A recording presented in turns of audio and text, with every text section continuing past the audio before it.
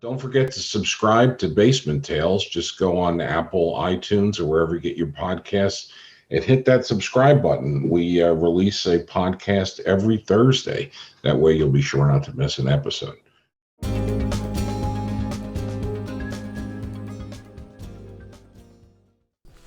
Welcome to Basement Tales with Sam Jackman, Charlie Einsman, Ed Grass, and Sandra Delancey.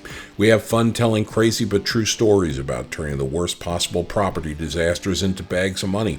Along the way, we'll pass along some important lessons to help you make cash on real estate. Sam and Charlie walked away from cubicle hell 25 years ago. Starting with no property, they created their own Clear Sky group of companies, sold hundreds of houses, bought dozens of rentals, and made millions in hard money loans. I'm Ed, a big firm litigator until muscular dystrophy made me find a hobby other than suing people. I miss it. Sandra's the normal person here with a real job plus some rentals. Her decades of friendship with the group, from office flunkies to property gurus, might help keep us all humble and focused on learning something. I wouldn't count on it. I've got a good current story. What's that? And so this is going to get Ed all excited. Oh boy! So I've got a good I've got a landlord story, and it started out with one of our tenants in a property in Maryland. Got into some boyfriend issues, some job issues, and she was hanging around our property in Maryland for a long time. And so she got behind roughly $30,000, $300 in rent. And this was over the period of probably a year. So this is Charlie. He doesn't round it off to 30,000. It's 30,300, and by God, he's getting that 300. I'm not criticizing. No, I'm just saying that's Charlie. No, it was actually $30,675. Oh wow! And there were four different 75s, or five different 75s that amount to 375 in lates that we went ahead and didn't charge. So the 30,675 became 30,300. And why do I know this? Because we actually, Ed's favorite law firm, by the way, thank you, Eddie Grass, for this law firm. They went ahead and did something very, what I call, lawyerly heroic. And they filed an unlawful detainer in this property. Was in PG County, Maryland. Mm-hmm. And instead of e-filing it, they walked it to the actual courthouse. And what that did is that got us a court date very, very fast in this terrible eviction moratorium world. And so what that ended up doing is putting some pressure on our tenant, who, oh, by the way, is actually a really, really good person, who got into some really, really tough financial spot because of COVID. She had a hospitality job that got laid off because of COVID. So when she came to us about 2 years ago, she was a very good creditworthy client, and she actually came with a boyfriend / fiance. And so what happened was, no more boyfriend, fiance. This person moved out, and this person was making a pretty good salary. She ended up getting laid off for a few months and had a hard time recovering, and she had 2 kids. So in this case, COVID really hurt her because her relationship ended because of COVID and because of maybe some anxiety issues. And so she got behind $30,000 with us, and I said the exact amounts. But then I got involved.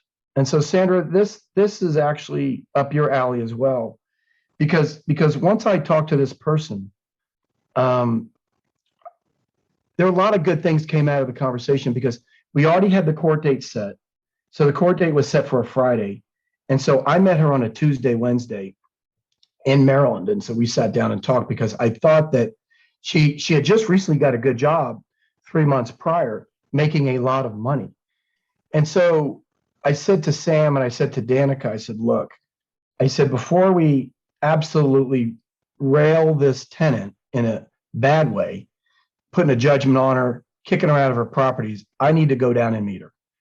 So I met her at the National Harbor. She didn't feel comfortable with me coming to our own property that we owned. And so I agreed to do that because a lot of times, as Ed will tell you, when you meet these people, especially if it's an adversarial situation, you want to meet them at a third party location, right? And so sometimes it helps.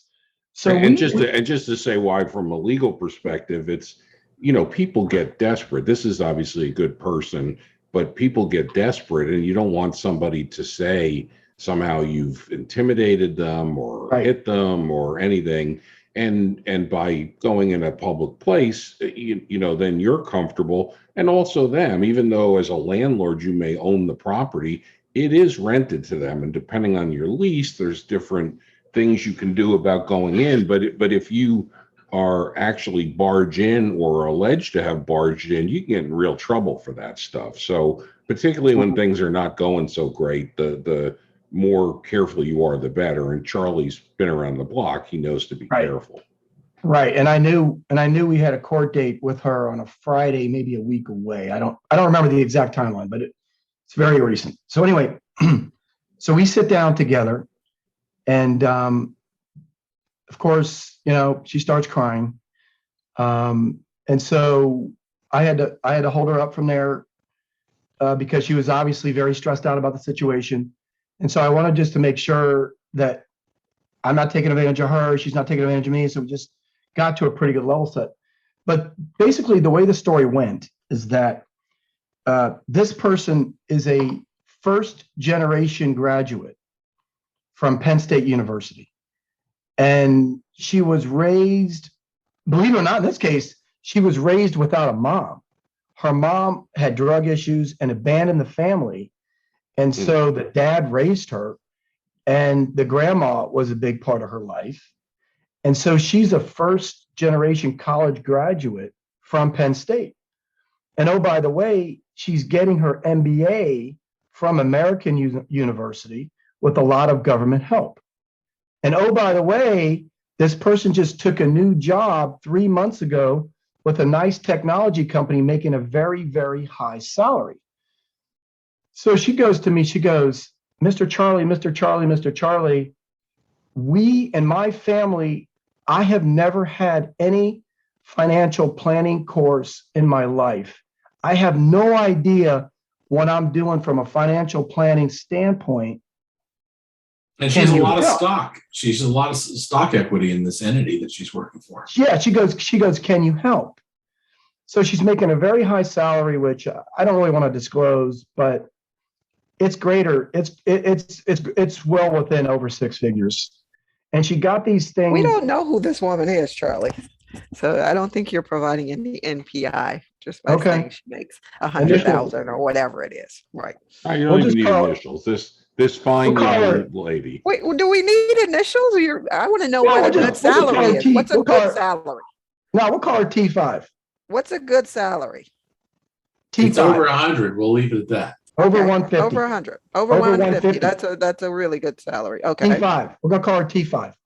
T5 has over 100. So T5 is getting. She's also getting some RSUs, restricted stock units, of a lot of shares of a company that's, let's say the stock price is $225 and the restricted stock units is $800.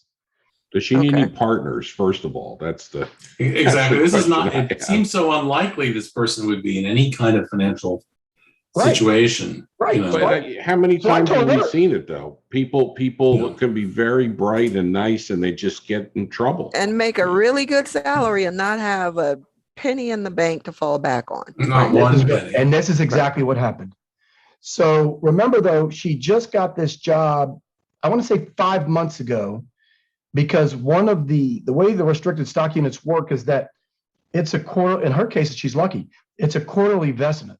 So let's say I got 800, I'm making it up. Let's say I got 800 shares, I get a quarterly investment, and it's a 4-year vesting schedule, right? So you figure 800 divided by 4 is 50. No, 800 divided by 4 is 200. 200 divided by 4, because it's quarterly, is 50. So every quarter that goes on that she still has that job, she gets 50 units of stock put into her account. Well, she had already been vested for only 1 quarter. So that tells me she's been there at least 3 or 4 months. So what happened is I sat down with her and I said, honey, I said, we're not going to kick you out of your house. I said, can't call her honey, Charlie. I didn't call her. Yeah, maybe I call her honey. Okay. But I Can't do call her that. honey, especially after she Well, called you Mr. they Charlie. don't work for each other. So, but yeah, it's better. The modern thing would be to say, ma'am. Ma'am. Yeah, but at this point, she had already cried her eyes out to me, and she already gave me her life story. Your shirt was wet and everything. I felt so bad because I really thought because we knew about her new job 4 or 5 months ago, and she sort of made some agreements with us that she didn't follow up on. So I really thought she was taking advantage of us. When push came to shove, she certainly was not taking advantage of us. She's got a couple kids. One of the kids has medical issues. She's got student loan debt coming out the wazoo. She's got some very high interest rate debt that because of her situation, I guess they really took advantage of her. So what I did for her is I said, I'm sorry, I shouldn't have said that name, but anyway. Charlie will thank you, Charlie. that. Charlie, Thank take you. that out. So I said, T5, this is your lucky day. I said, we're going to help you put a financial plan together. And what that means is I'm putting an income statement for you together, and I'm going to put together a balance sheet for you. And so what we're going to do is every single month, we're going to work on your income statement and we're going to work on your balance sheet together. I said, then eventually what's going to end up happening is you are going to take ownership of this income statement and balance sheet, and we're going to you're creating it for yourself, but you're going to create wealth because you have a lot of things going positive for you. And oh, by the way, you're going to pay us a substantial amount of money in back rent to pay it back, which she did. And is that a budget, Charlie? Huh? Is that a budget? Yep. That's Create a budget. plain old budget. That's a budget statement and a balance sheet. Okay. Got it. Yeah, but I think he hangs out with MBAs like Sam, so they got to use the lingo to feel special terms for regular people. It's just a budget, Right. And there should be a box that says savings. That's how right. much are you going to save? That's right. Yes. That's okay. right. Got it. That's right. So, but for us guys, the part that absolutely surprised me and shocked me, but not really, was the lack of a budget, that this person couldn't put together a simple budget. And the number one line item on this budget is pay yourself first, right? So the first line item that went on this budget was to pay 10% of her money that she was bringing home, and she has to put that into a savings account. So, I mean, we're at the bare bones of this, right? So the first step is to build up your emergency savings, right? That's got to be the first part of her budget. And that's sort of what we did. And so then, of course, I put together it for her, and I told her, I said, you've got to meet this budget every single month. And so she felt pretty confident. But the part of the problem is that there's probably so many different college graduates out there who don't even know this kind of basic stuff. And that's very sad. Let me just interrupt to tell you, I got to tell you one historical thing. You will not believe me, but this is the God's honest truth. Nancy went to medical school with a very nice lady from like Appalachia, for very low income area. I think she had 12 siblings, none of whom had ever been to college. She got to college, did great in college, and got into medical school through the military medical system. So she came to Nancy and said, I don't understand what's going on here with my bank. And so she said, what is it? And she showed her that she had been writing checks and they all were bouncing. And Nancy said, well, you're bouncing checks. You don't have enough money in your account. And she's like, what? She said, I thought I just write checks and I can just write whatever I write and it gets paid. She figured somehow it was maybe taken from her salary or whatever. She had no idea how checks worked. Somebody who had been able, now she came from a very humble background, lovely person, is I'm sure to this day a practicing doctor and has learned about checks, but it just shows you can't assume even very bright people know these things, like basic budgeting stuff, which, on our little thing. And it also shows you as a landlord, well, this is always my pet peeve about communication, because you talk to this person, you understand what her issue is, instead of somebody thinking, oh, this is a deadbeat or they don't want to pay. When you communicate with people, you actually learn things that there may be a problem you would never have anticipated, which is kind of what this sounds like. It's fairly basic, fixable problem. And that's exactly what this situation not only turned into, but is turning into it, because as we move on, this is sort of like an ongoing situation. But because, I took a little bit of time out to not only put all this stuff together for her, she's really, really happy and really, really excited about her future. Because when we first sat down and started talking, she has, maybe she has a little bit of anxiety issue, but the reason why she had anxiety issues is because nobody has ever sat down with her in her life. And she's, I don't know, lower 30s. Nobody has even sat down with her and went over this stuff with her. And it's not that she's not a smart person, because obviously when you're making that kind of a salary, you graduated from Penn State, you're a very smart person. She turned out to be a very lovely person. And I entered into the meeting ready to just bash her, thinking that she was taking advantage of the COVID situation and the COVID system. And that is not the fact at all. As a matter of fact, we tried to help her apply to the government agencies to get government help to help her pay her rent. And so now, subsequent to that, she's finally cooperating with us. So what I'm hoping is that some of this $30,300 in back rent is going to hopefully get paid through some of these COVID agencies that are going to support her and lend her the money to bring her back. But if that doesn't happen, she's still got a plan. Yeah, we still now have a plan in place to not only bring us current. It might take 2 years, but we have a fully functioning plan to help bring us current from a tenant standpoint. We have not really a lifelong tenant, because I committed to her that once she gets paying us for, let's say, another year, gets us close to bringing current, that if she wants to do a rent to own or a contract for deed, that we will sell her the property that she's in. I made that commitment to her because she absolutely loves the property. She's got 2 kids that she's raising into it, and this is her home. So I think we have crisis. It's also a really nice place. It's awesome. Yeah. Oh, it's beautiful. Oh, it's phenomenal. And so we have crisis, hopefully crisis averted. Now we're on the road to road to helping her out. And so, I'm very positive about it, and I'm hoping that she can undertake this mountain, this tiny hill. It used to be a mountain, now it's only a little hill, and that at the same time she's going to hopefully now be able to build some sort of wealth and get her well on her way. Well, and this is another example where if you're not really paying attention to your properties or spending this time, you call up the lawyer and say, evict this person. They get evicted, and you're never going to get that $30,000 back. You'd have to somehow sue, and you probably wouldn't even know there are any assets. And so you're going to end up getting most or all of your back rent. You're also a good person. You've made a nice person happy and improved their lives, all by spending a little bit of time.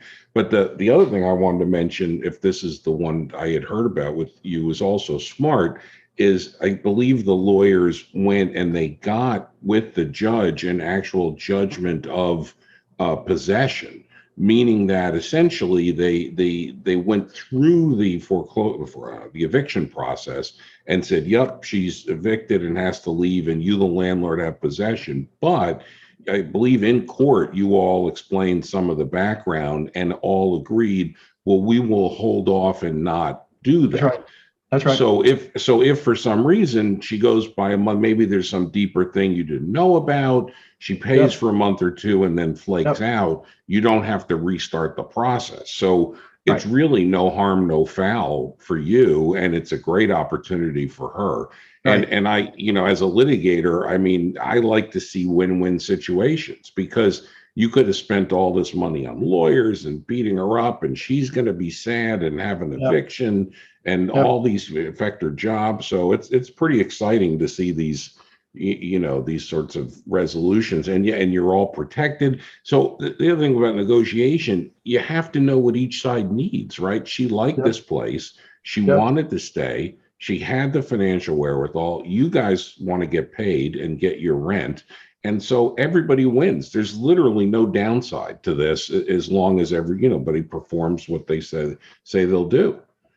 Yeah, and at the same time, we're putting together that pyramid financial plan, right? Where, the lower part of the pyramid is, owning your house, it's getting cash in the bank, it's your 401k, right? That's the lower base of the pyramid. And then you got the next level of pyramid up that says, owning stocks, owning mutual funds.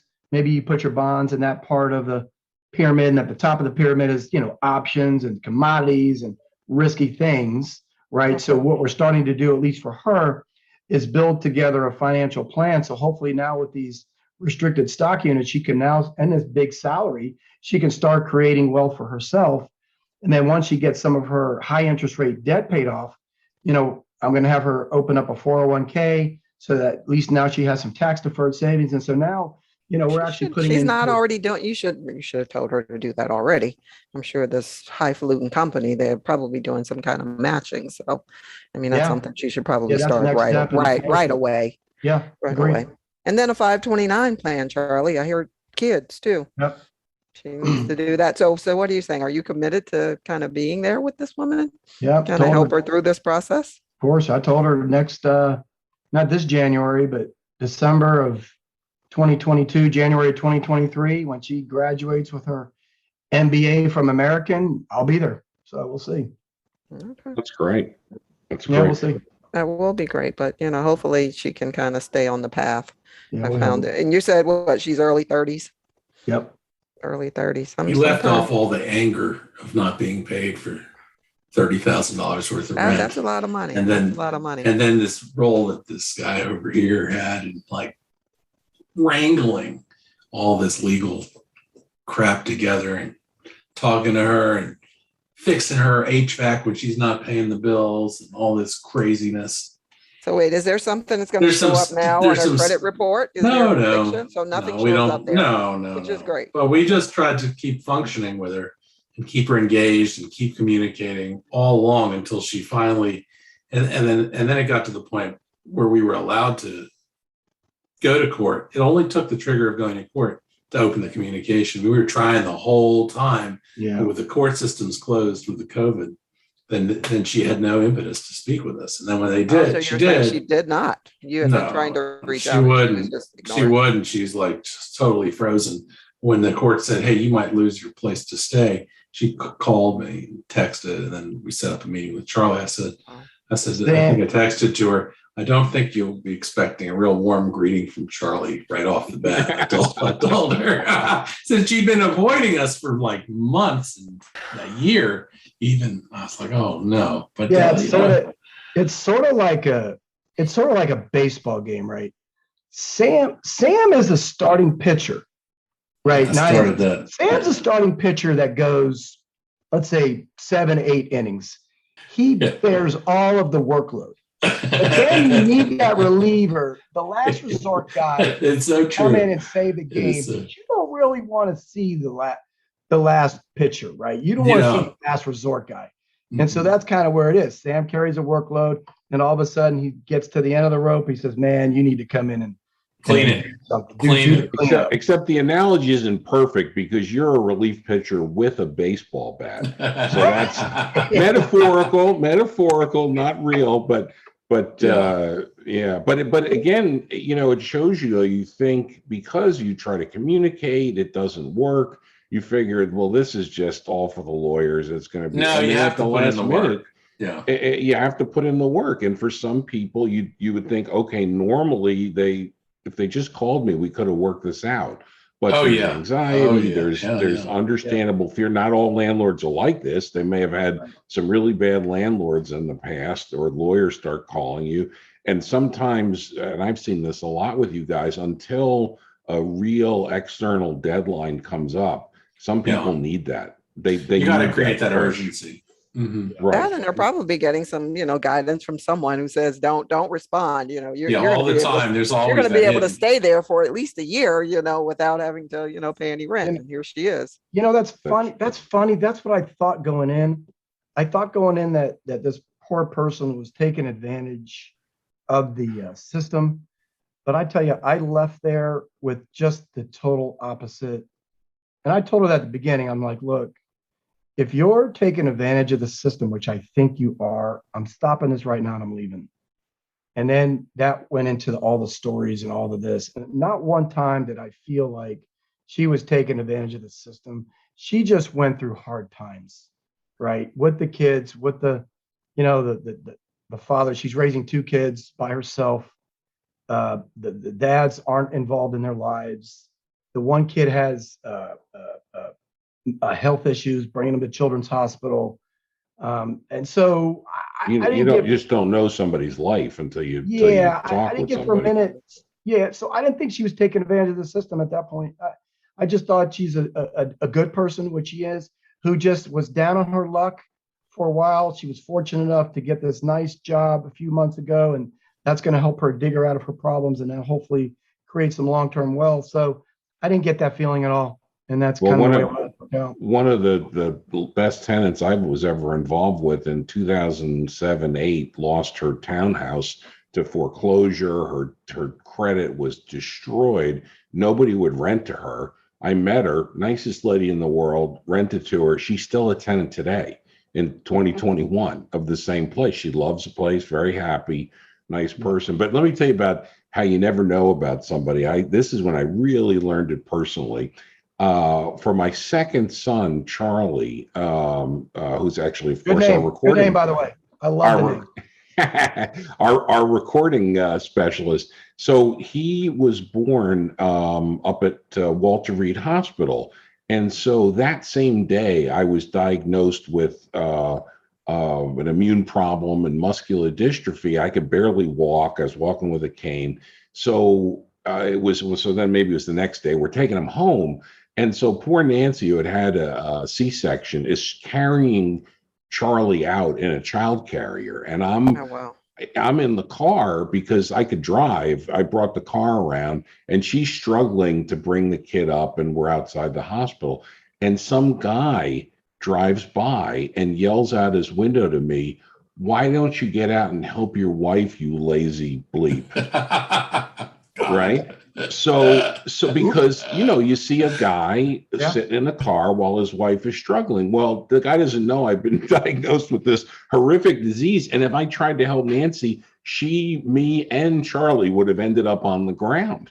And it's always a reminder to me that you assume, not you, but people in general assume a lot about people. And sometimes it's right. I mean, sometimes you see a situation, you're like, oh boy, here we go. But you got to avoid that sort of group think.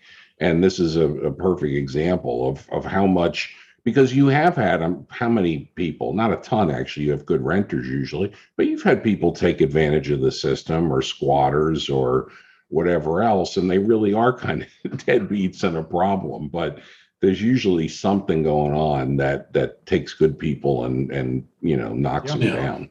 Sometimes you see the guy pulling into the disabled space and he doesn't have a tag, and then a person could be like of the mindset, hey, what are they doing? They look perfectly able-bodied. And then, after confronting them, then they pull out their hang tag, There's even a story of that. I heard Yeah. it was on the radio where the guy got out of his car and was walking to whatever thing.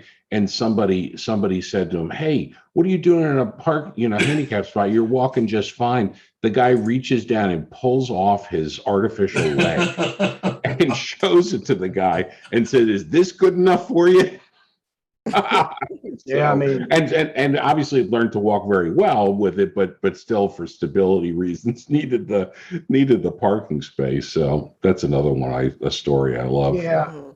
And you're right. You got to take all of these biases aside, because one of the things you have to understand and realize as landlords is that we're in the business of renting out properties, right? We don't care. We could care less about the property except that it cash flows. But what you have to realize is that your tenants, this is their home. And so like in our case, we've had properties for a long time and we've had tenants in there for 10 plus years. But it's their home. They've raised kids in there, they've had good experiences in there, they've had bad experiences in there, but it's really their home. Even though we own it, to us it's a property, to them it's a home. So if you go into that with that in your mind, you can hopefully get to the bottom of it, because 9 times out of 10, maybe even 9.5 times out of 10, it's their home and they want to stay. And so as long as you can figure out how to get them to stay, and of course that includes them making money and having a good job so that they have the income from the state, then all this other stuff is ancillary. It's all workable. End of story. Yeah. So. I have to say, maybe this is a capstone for this.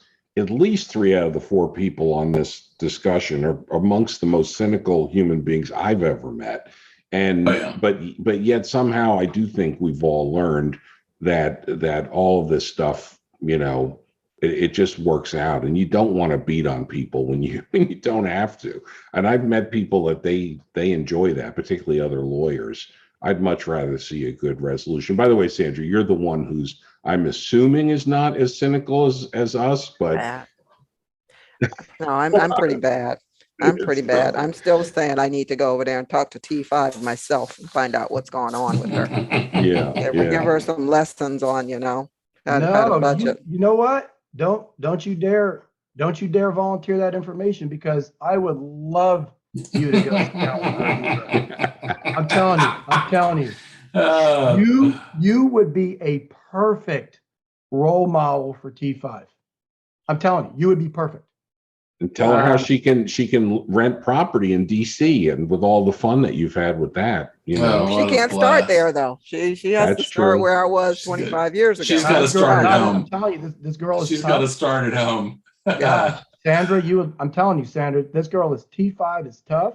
Mm-hmm. She's been through it. She just needs some guidance. She needs a role model, which she's never really had as far as these things are concerned. Charlie, you're the role model. She is going to be. See somebody that's very, very successful, I think is wonderful than to see me, Mr. successful. Charlie. It's a lot different. Well, I can tell you, I used to have all my stuff in Quicken. And I remember at the end of law school, I pulled up the net assets and liability, and I was worth minus $79,000. And I was like, wow, nowadays that's probably nothing. You're probably worth minus 300,000 come out of law school and college. But it does work over time. You put that 10% away, try to pay off your loan. My student loans were 14% back in the old. I sound like an old timer now. So I think all of them were 8%. Jeez. Right. But I don't think any of us on this thing I don't think any of us inherited either any money or any significant money. I grew up in an apartment or whatever. And I'm not naive enough to say, well, absolutely anybody can do whatever. There's a lot of things out there in everybody's way, but there's a lot that you can do to get financially secure. And, particularly if you have somebody that helps show it to you. I mean, if you got a smart person. It's hard looking out 20 years from that, from this point though. But, Derek and I stocked away money and we were like, what are we doing? From day one at our jobs, there was the company matching. We put the money in there and it hurt for a while, because we wanted to spend that money on stuff. But, the first 5 years you're looking at it, the investment or the portfolio made $10,000 in a year. You're like, what the hell are we doing? We could have been to Jamaica with that money. Making me crazy. But 30 years later, I mean, it's looking really good. And, you make $10,000 a lot quicker than, in a year, right now with the portfolio, but you don't really, look at that. So you kind of bite the bullet, do what you need to do. That 529 plan as well. I mean, I started kind of late, but I mean, she should start that as well. I think we need to look at investing in different options. Wait a minute. It sounds to me, Sandra, you signed up for the job to turn T5. We're going to turn, look. We're going to turn Did her screen just freeze? No. T5 is going to be turned into 01. T5 becomes 01. And y'all know what 01 means, right? No. I don't. 01 means owner one. So excellent. T5 equals 01. Sandra's on the job. All right. Well, with that, I think we can wrap up one of the friendliest and most positive episodes of Basement Tales I think we've ever had or ever likely to have. And, hit that like and subscribe button and send in your questions and comments, and we'll try to be much more negative next week.